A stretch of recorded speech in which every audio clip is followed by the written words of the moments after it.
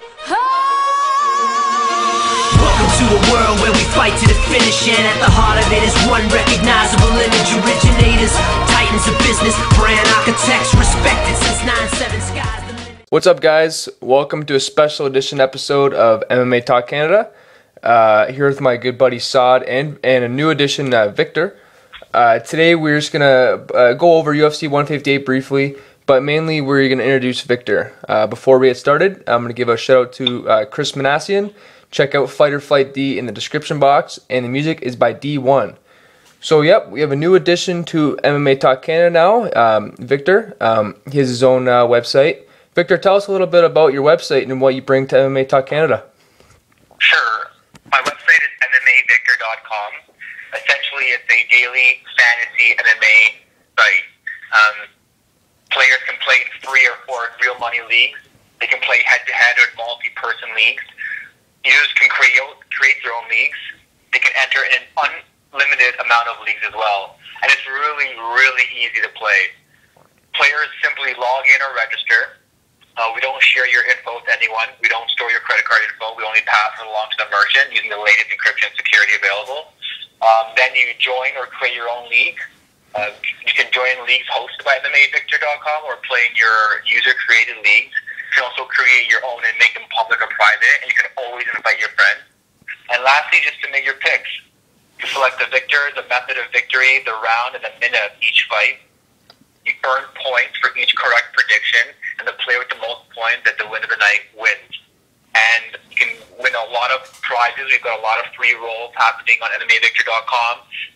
We've got Feature Legend, we've got Americana MMA, we've got MMA Report, all a bunch of sponsors that sponsor MMA Victor that give away great prizes like T-shirts, DVDs, and it's just really an amazing and exciting way to watch MMA fights these days.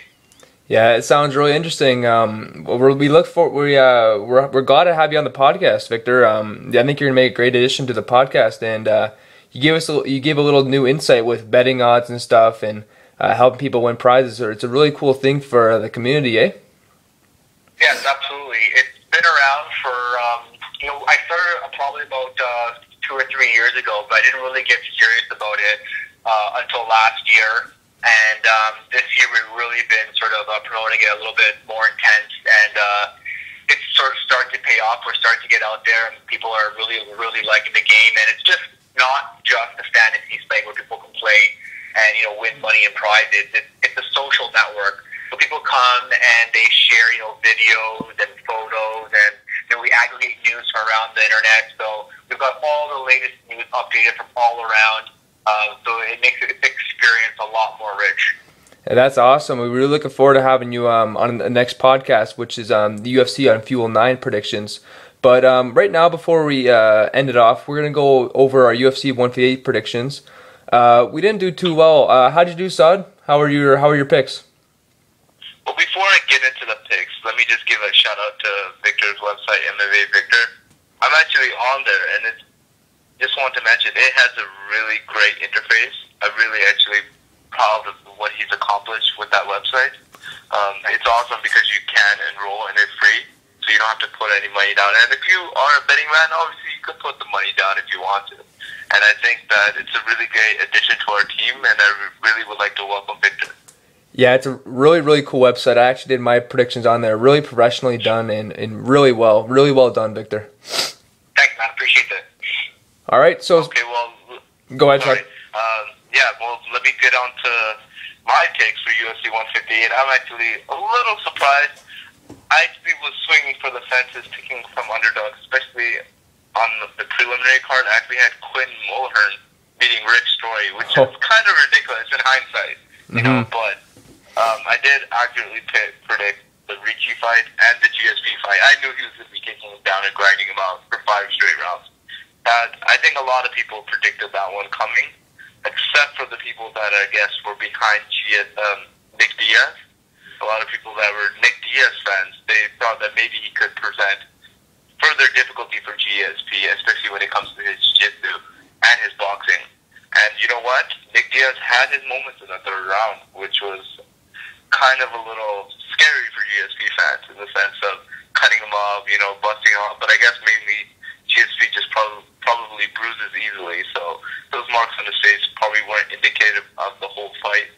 And I think GSP did dominate, and that's pretty much what we predicted. We knew that going forward. I think the more important test would be the Hendricks fight. Now that I'm really looking forward to, because I think that Hendricks does have the tools to give GSP a run for his money. I don't think GSP is going to win that fight, but I think we'll save that for the summer whenever that happens. Yeah, for sure. I did all right on the main card. I got the Ricci fight correct. I didn't get the Camozzi ring fight. I got the Ellenberger fight.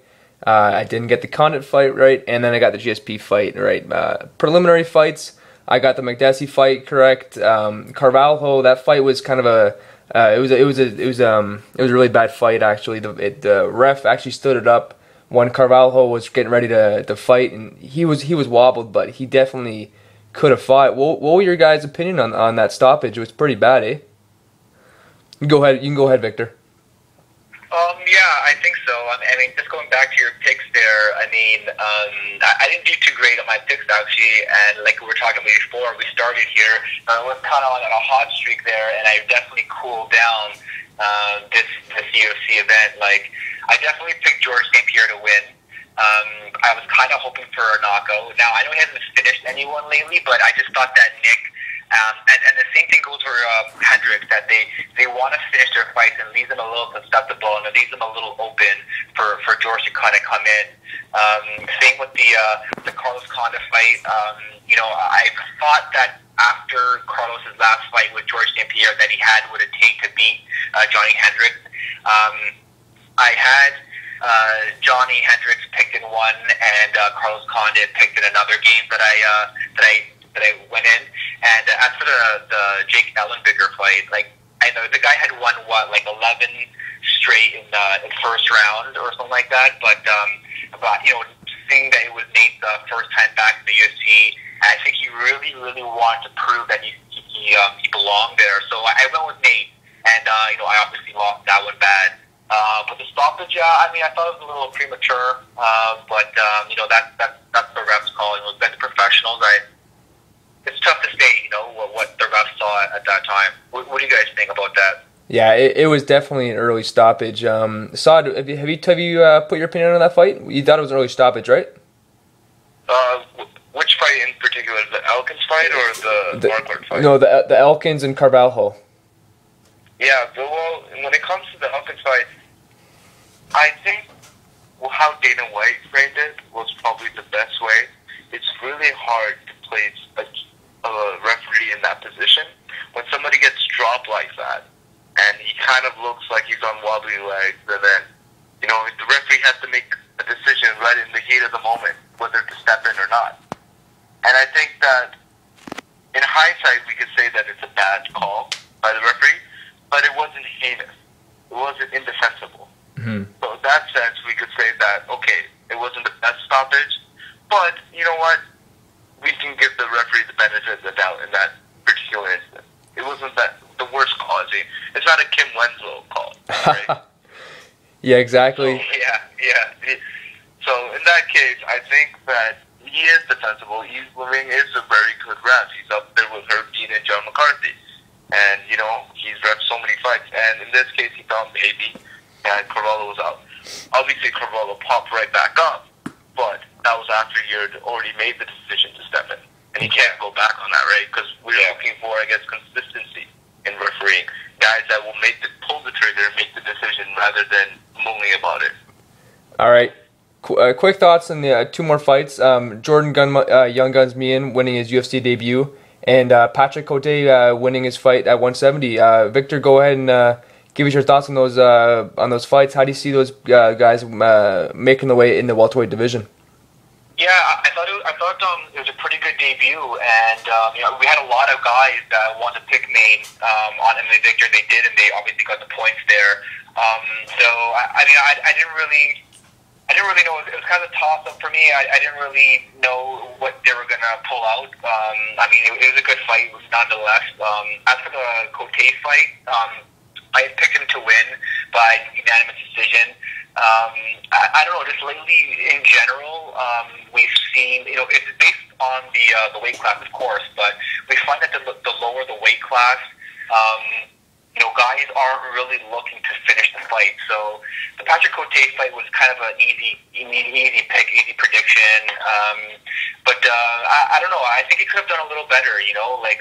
Ever since his fight with Silva, I know he hurt his knee, but I just kind of look at Patrick a little different, and not really that I look at him as a quitter, but I don't know if he has what it takes to sort of go the distance.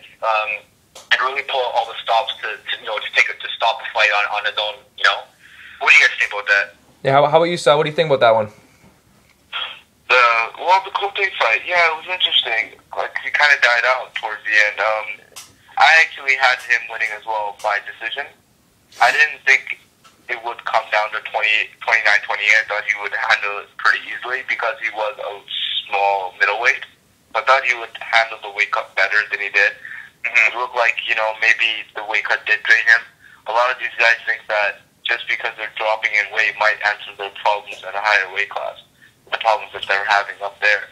But that's not necessarily the case, because at the same time, you're cutting a lot of weight, and that cuts into your cardio. You have to actually diet better and get used to, training differently, not putting on so much muscle. And in Cote's case, I think that maybe this was a test run. Maybe he'll be better the second time out. Like, for example, I'll just point out the Ross Pearson case. He thought that a drop in featherweight would be great for him. And then he gets knocked out by Cup Swanson and decides, no, I think I'm going to be a good lightweight. I'm going to stay up there. Cote's case, I think he should be at welterweight. I think that's better for him. But at the same time, I think that we shouldn't just judge him based on this fight alone. I think he might prove to be better next time out. But at the same time, as Victor pointed out, I'm not going to place all my bets on him in that sense. I don't think that he's going to be a title challenger right out the gate. Yeah, I agree with that. You're dropping down. Yeah. I think guys who walk around more to their weight stand a better chance when they drop around to their fight weight. The guys who are really having to cut a lot of weight, you're right. Like, it does take away from their cardio. They're dizzy. They're not as powerful as when they're training. So when they're in the ring, like, everything that they train for just isn't the same. So I think the closer you are to your weight class, like, you'll stand a better chance when you need to drop weight. Exactly, guys. This has been a good podcast. Anything else you guys want to finish off and say? Well, we were supposed to be talking about the Jordan Mia fight. I was really impressed by him. I had him winning a decision as well because I really like Dan Miller, but I think that his personal problems have been getting in the way, of his training. And Mian, I guess, also at the same time, you have to give credit where it's due. He's really coming to his own. He's a young guy, and hence his nickname, Young Gun. Especially since losing that fight to Tyron Woodley in Strikeforce, just being smothered. He's shown that he shored up the holes in his game. Obviously, he's still facing lower competition, but Dan Miller's a tough out for anyone. He's absolutely for a long time. Absolutely, yeah. And Dana pointed out, Mian looked amazing. So. Yeah, I picked Jordan Mia to win by TKO, but I picked him to win in the third round. It was really impressive to see that he knocked him on the first. Yeah, it was a really impressive performance, even escaping that armbar he had, I believe. I'm really looking forward to seeing Jordan Mia. It's kind of weird seeing him fight in a score fighting series than, UFC in Montreal. It was really cool to see him get the win, and hopefully he can get a fight on that Winnipeg card in June.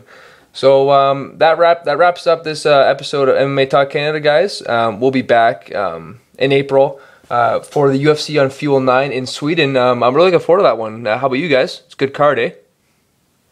Yeah, definitely. Yeah. I think we'll see Gustafsson there.